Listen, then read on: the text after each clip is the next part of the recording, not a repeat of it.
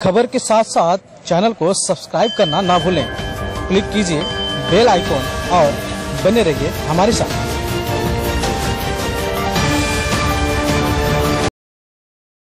दोनों एकूण दंगल झाल्या, दोनों समाजामध्ये आम्ही पाहतो पेटवा पेटवी झाले, 7 कोटीचं नुकसान झालं।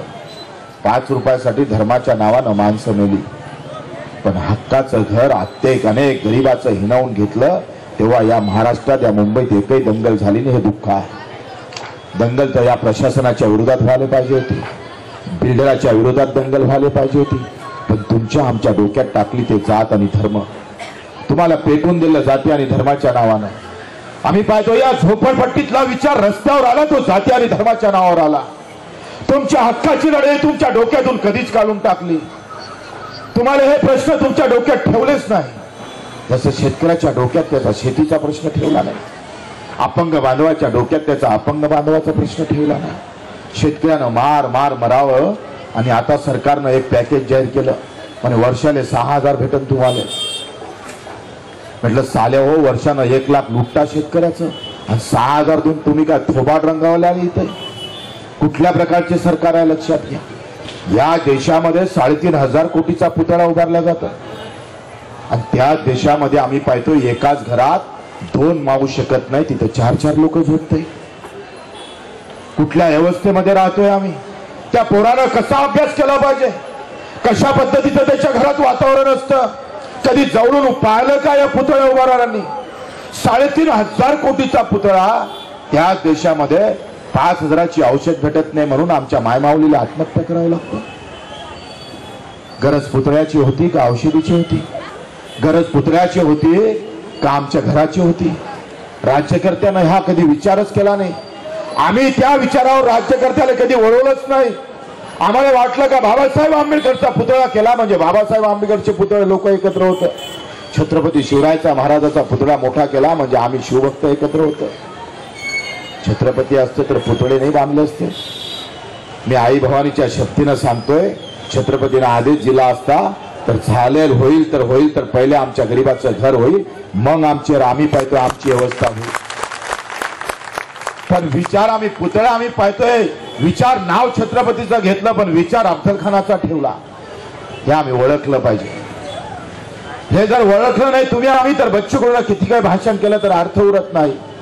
तुम्हाला आम्हाला एक व्हावं लागल, एकत्र लढावं लागल, जात आणि धर्म आणि पंथ बाजूला ठेवावं लागल आणि एकत्र होऊन ज्या दिवशी लढणार तेव्हा आम्ही सांगतोय चित्र तुमच्या बाजूने उभं राहिल्याशिवाय राहणार नाही, तुमच्या बाजूने उभं राहिल्याशिवाय राहणार नाही। हे चित्र जर उभं राहायचं असेल तर आमची डोकी मोजली गेली पाहिजे।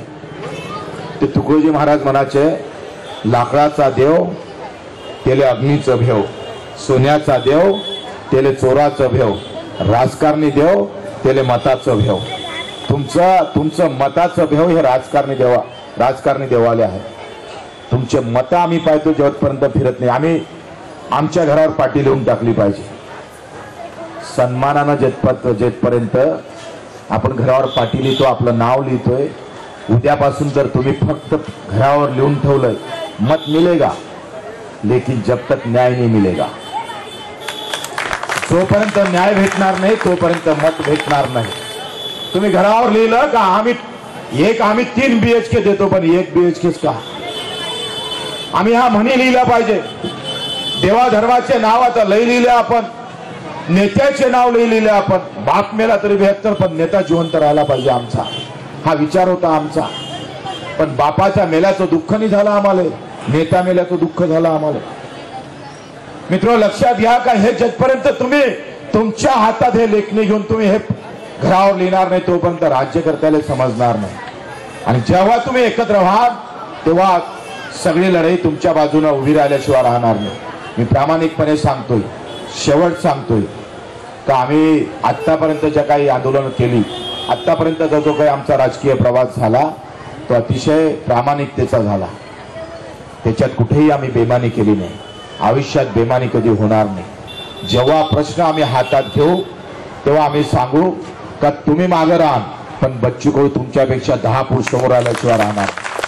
घरात बसून राजकारण आम्ही करत नाही, घरातून आम्ही निर्देश देत नाही, घरातून आम्ही डरकाळी फोडत नाही। आम्ही खुद ऑफिसमध्ये जाऊनच हातात घेतल्याशिवाय राहत नाही।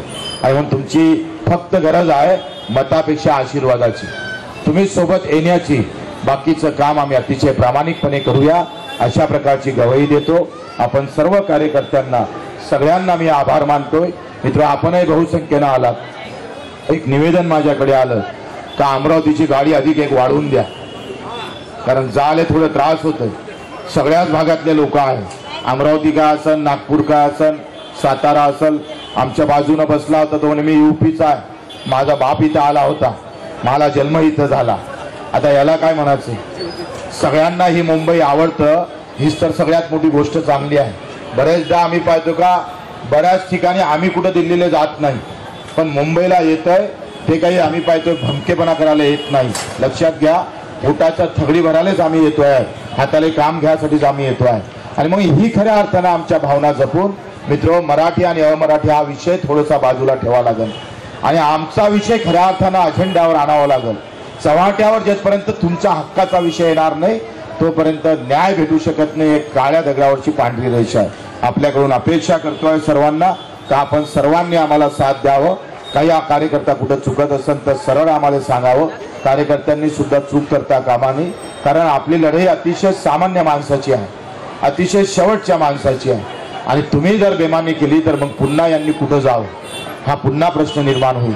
मित्र, एक काम कमी झालं तरी चालन, पण बेमानी होता कामा नये एवढं आपल्याकडून अपेक्षा करतो आणि ते 2 शब्द संपवतो. जय हिंद, जय महाराज. जोरदार टाळ्या झाल्या पाहिजे या ठिकाणी, जोरदार टाळ्यांचा कडकडाट.